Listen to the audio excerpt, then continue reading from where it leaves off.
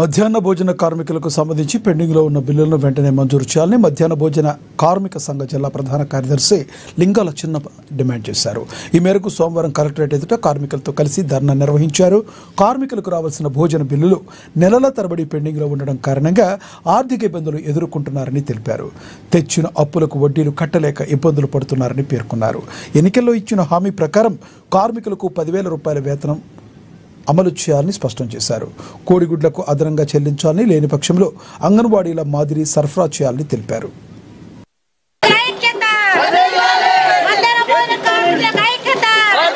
ఈ రోజు ఆదిలాబాద్ జిల్లా కేంద్రంలో ప్రభుత్వ పాఠశాలల్లో పనిచేస్తున్నటువంటి మధ్యాహ్న భోజన కార్మికుల సమస్యలపై ధర్నా కార్యక్రమం చేయడం జరుగుతున్నది.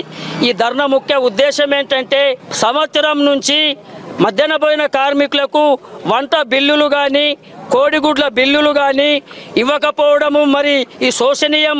ఎందుకనంటే ఇలా మరి ఈ యొక్క కేంద్ర రాష్ట్ర ప్రభుత్వ ఎమ్మెల్యేలు కానీ ఎంపీలు కానీ నెల రాగానే గౌరవ వేతనాలు లక్షల రూపాయలు తీసుకునే ఎమ్మెల్యేలు మరి ఈ రోజున 3,000 రూపాయలతోని ప్రభుత్వ పాఠశాలల్లో వంట చేస్తున్నటువంటి కార్మికులకు ఇది సంవత్సరం పాటు బిల్లులు ఇవ్వకపోవడం సిగ్గుచేటు.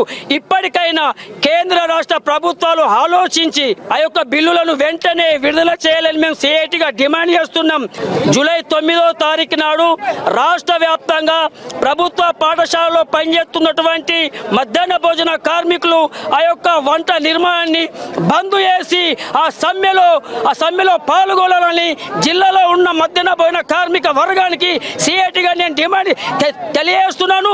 ఈ యొక్క కేంద్ర రాష్ట్ర ప్రభుత్వాలు 2-3